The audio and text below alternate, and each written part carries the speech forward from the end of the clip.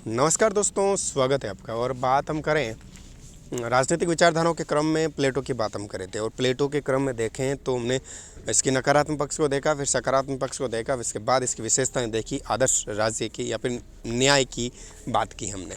न्याय का सिद्धांत, न्याय के सिद्धांत में अब इसकी आलोचना भी हुई है। आलोचनाएं क्यों हुई है, क्या हुई है, ये देखते हैं। आलोचना इसके संदर्भ में क्या है तो देखें। प्लेटो की न्याय अवधारणा अथवा सिद्धांत की कई लोगों ने जो है इसके व्यवहारिक रूप और बौद्धिकता को लेकर इस पर प्रश्न उठाया या फिर इसकी आलोचना की। देखो, सबसे पहले बाकर क्या कहता है। बाकर कहता है कि इस सिद्धांत में सबसे बड़ा दोष ये कि न्याय सिद्धांत होते हुए इसमें अन्याय। देखो, बारकर ने क्या कहा, बारकर ने कहा ये न्याय सिद्धांत तो है लेकिन इसमें न्याय ही नहीं है। बारकर ने क्या कहा कि इसमें न्याय सिद्धांत, ये न्याय सिद्धांत है लेकिन इसमें न्याय ही नहीं है। क्यों कहा, ये तो केवल मनुष्य को अपने कर्तव्यों तक सीमित रखने की एक भावना मात्र है। तीनों बातें थी, 3 गुणों के आधार पर 3 वर्गों की बात की। तीनों वर्ग एक दूसरे में हस्तक्षेप नहीं करेंगे, ठीक है, मतलब अपने अपने अपने अपने वर्ग तक सीमित रहेंगे, कोई टांग नहीं अड़ाएगा। यानी कि इसमें एक लिमिटेशन रख दी, ठीक है। ये कोई ठोस कानून नहीं था, ये भावना थी कि आप एक दूसरे के टांग नहीं अड़ाएंगे, अपना अपना काम करेंगे तीनों वर्ग, ठीक है। वर्तमान में न्याय कानून का पालन कराने वाला उपकरण है। न्याय जो है आज वर्तमान में कानून है जो उस न्याय का पालन करवाएगा। जबकि प्लेटो का न्याय केवल एक कर्तव्य भावना, आपका कर्तव्य था, आप एक दूसरे के साथ टांग नहीं अड़ाएंगे, आप अपना अपना काम करेंगे, तीनों वर्ग अपना अपना काम करेंगे, ठीक है। प्लेटो ने अपने न्याय सिद्धांत में नैतिक कर्तव्य और कानूनी बाध्यता को मिलाकर एक अस्पष्ट स्थिति उत्पन्न की। नैतिक, एक तो न्याय सिद्धांत और नैतिक कर्तव्य, नैतिकता की बात की, और कानूनी बाध्यता कि कानूनी बाध्यता को इतना सीरियसली नहीं लिया, लेकिन कहीं कहीं कानूनी बाध्यता की बात की। इसको लेकर जो स्थिति अस्पष्ट हो गई कि कहना क्या चाहते हैं, जो न्याय के अर्थ को अव्यवहारिक बना देती है। प्रोफेसर सेबाइन इसके संदर्भ में क्या कहता है। प्रोफेसर सेबाइन ने भी आलोचना की कि प्लेटो का न्याय सिद्धांत जड़, आत्मपरक, निष्क्रिय, अव्यवहारिक, अविश्वसनीय, अनैतिक है। सब बातें एक साथ कह दी इन्होंने। जड़ यानी मूल, एक ऐसा है कि एक मूड है, जड़ है। आत्मपरक, निष्क्रिय, आत्मा के रूप से निष्क्रिय है। अव्यवहारिक है, धरातल पर नहीं है। अविश्वसनीय, विश्वास ही नहीं होता इस पर। अनैतिक है, नैतिकता के दायरे में नहीं आता। क्योंकि सामाजिक न्याय का सिद्धांत स्थायित्व की ओर झुका हुआ। स्थायित्व है, आप तीनों वर्ग वहीं रहेंगे, वहीं काम करेंगे, आप प्रगति करके दूसरे वर्ग में नहीं आ सकते, एक दूसरे के वर्ग में नहीं आ सकते। स्थायित्व की बात होगी वो तो, ठीक है, ठीक है। जो देखो, न्याय का सिद्धांत इस तरह को झुका जो व्यक्ति को उसके स्वभाव के साथ बांधकर पारस्परिक संघर्ष मिटाने के स्थान पर अपनी न्याय व्यवस्था से वर्ग संघर्ष की स्थिति पैदा कर देता। वर्ग संघर्ष हो गया ना, अपने ही वर्ग के अंतर्गत लड़ाई, ठीक है ना। एक दूसरे का वर्ग, एक वर्ग दूसरे वर्ग का काम नहीं कर सकता, दूसरा तीसरे का नहीं कर सकता, और तीनों जब एक दूसरे का वर्ग का संघर्ष नहीं करेंगे तो अपने ही एक ही वर्ग में अंतर्द्वंद हो गया, कंपटीशन एक ही वर्ग में हो गया। प्लेटो का न्याय सिद्धांत सामान्य ज्ञान का आवश्यक सिद्धांत है, एक वर्ग संघर्ष की स्थिति पैदा कर देता है। प्लेटो के न्याय सिद्धांत में न्याय निष्क्रिय है, जबकि व्यक्ति न्याय के बल पर अधिकारों के लिए हमेशा संघर्ष करता है। न्याय निष्क्रिय है, न्याय के बल पर व्यक्ति जो है अधिकारों के लिए हमेशा संघर्ष करता आया हुआ है। हम उसके उदाहरण हम आज भी देखते हैं। प्लेटो ने अपने न्याय सिद्धांत में न्याय को इतना अधिक आत्मसंयमी और मर्यादित बना दिया कि मर्यादा में रहना है। तीनों को यानी कि आत्मा क्या कहती है उसके अकॉर्डिंग करना है। तीनों वर्ग एक दूसरे की मर्यादा में रहेंगे कि व्यक्ति सामाजिक उत्थान की प्रक्रिया में कोई सक्रिय भूमिका नहीं निभा पाता, सामाजिक उत्थान ही नहीं कर पाता, अपने अपने वर्ग में काम में लगा रहेगा, समाज का उत्थान नहीं कर पाएगा, ठीक है।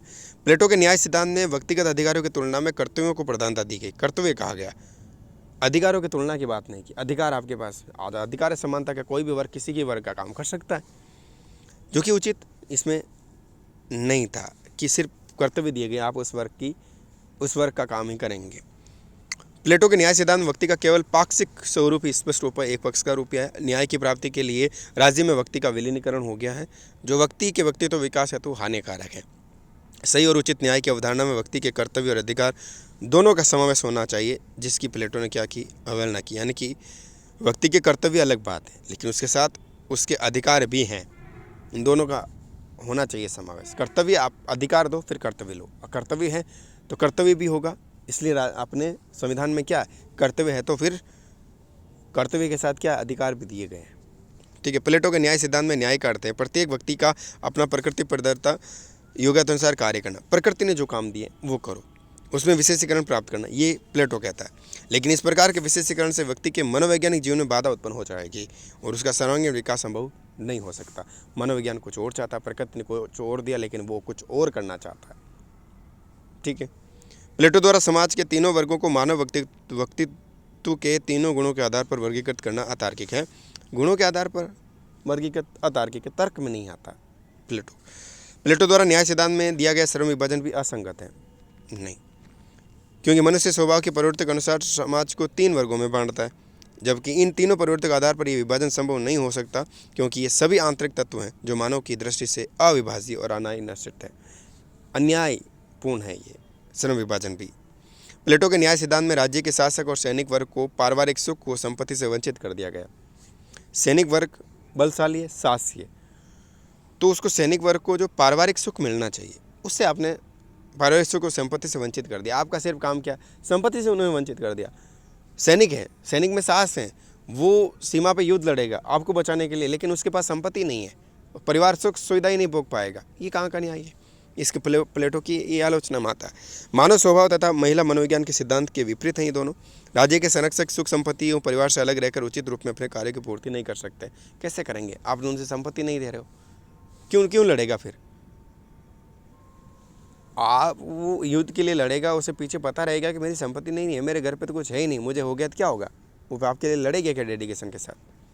ठीक है। प्लेटो ने अपने न्याय सिद्धांत में कार्य विशेषीकरण एवं वर्ग के विभाजन की जो न्यायिक स्थिति प्रस्तुत की वो भविष्य में वर्ण और जाति व्यवस्था का रूप धारण कर लेती है। था ही ना, बिल्कुल था। 3 वर्ग बांट दिए, तीनों वर्ग, जैसे मान लीजिएगा उस वर्ग में काम था कि तीनों वर्ग एक ही काम, जो वर्ग काम दिया गया, जिस वर्ग का दिया गया वो उसी का करेगा। धीरे धीरे उसी के गुण जाते आ गई। आज अपन कुम्हार कहते हैं, लोहार कहते हैं। कर्म के पहले कर्म रहा होगा, लोहार ने लोहे का काम किया होगा, कुम्हार ने जो माटी वगैरह है इनका काम किया होगा, तो उसके अकॉर्डिंग बन गया। तो एक जाति व्यवस्था में बदल गया। बिल्कुल सही कहा। इसके परिणाम स्वरूप राज्य में एकता के स्थान पर विषमता उत्पन्न होती है। ये कहा। प्लेटो के न्याय सिद्धांत में ये दुविधापूर्ण स्थिति है कि एक और वो कहता है कि समाज का कोई भी वर्ग दूसरे वर्ग के कार्य में हस्तक्षेप नहीं करेगा, कहता सीधी सी बात है। लेकिन दूसरी ओर उसने अपने शासक वर्ग को राज्य पर निरंकुश शासन करने का संपूर्ण अधिकार दे दिया। शासक वर्ग, तीनों वर्गों को बांटा के तीनों एक दूसरे में टांग नहीं अड़ाएंगे, लेकिन शासक जो है बौद्धिक में आता, जो प्रबोध में आता, उसको बोला कि आप निरंकुश शासन करेंगे, आप पर कोई अंकुश नहीं है। अपने शक्ति का बेजा इस्तेमाल नहीं करेगा, वो उन्हें प्रभावित नहीं करेगा, हस्तक्षेप नहीं करेगा। क्या?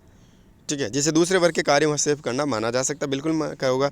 शासन चलाने के लिए यदि शासक वर्ग उत्पादक वर्ग के कार्यों में हस्तक्षेप करेगा, जो उत्पादन करेगा, प्रोडक्शन करेगा, ठीक है, तो वो न्याय के सिद्धांत के विरुद्ध हो जाएगा। उसमें आप हस्तक्षेप करोगे, नहीं ये आपको पैदा नहीं करना, ये करना, तो फिर हस्तक्षेप होगा ना। लेकिन यदि वो ऐसा नहीं करता तो आदर्श राज्य में शासन व्यवस्था सुचारू रूप से नहीं चल सकती। ठीक है।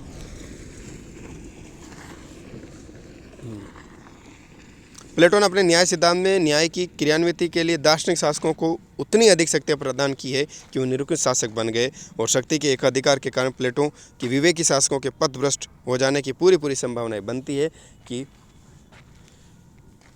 इन्होंने शासकों को एक दार्शनिक राजा की बात की, निरंकुश शासन की बात कर दी, तो फिर वो तो फिर उस पर उसका क्या ही कहना। उसके बाद तो फिर एक गंभीर शासक बन के होंगे, निरंकुश शासक बन के होंगे, शक्ति का एकाधिकार इन्होंने कर लिया होगा, फिर पता नहीं किन किन के कार्यों में हस्तक्षेप इन्होंने किया होगा। ठीक है। इस प्रकार से विवेक जो है वो खत्म हो गया होगा। ठीक है, जो अन्याय की स्थिति को जन्म देता है। प्लेटो ने इस सिद्धांत में केवल शासक वर्ग और सैनिक वर्ग को ही अत्यधिक महत्व दिया। केवल और केवल सैनिक और शासन दो पे इन्होंने ज़्यादा महत्व दिया। उत्पादक का बेचारे का कोई मतलब ही नहीं रहा इसमें, जिसके कारण जनसाधारण महत्वहीन हो गया। जो लोकतंत्र के विरुद्ध हैं, प्लेटो के न्याय की परिकल्पना से काशीवाड़ी और अधिनायक वर्गी बना दिया। ठीक हो, ये रहा अधिनायक वर्ग की बात हो गई। तो ये थी बात प्लेटो के न्याय दर्शन की या न्याय सिद्धांत की। बात करेंगे अगले वीडियो में। नमस्कार।